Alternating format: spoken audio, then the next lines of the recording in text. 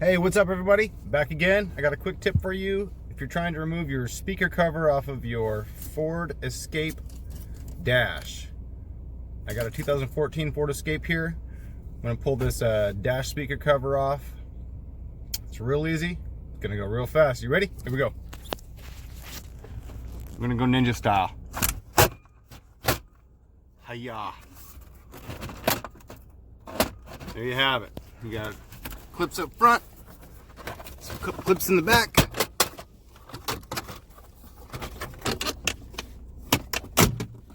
One-handed.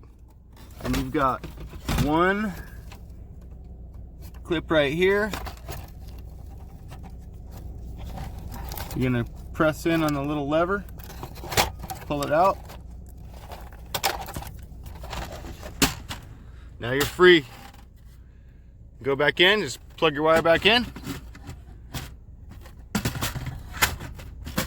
Line it up.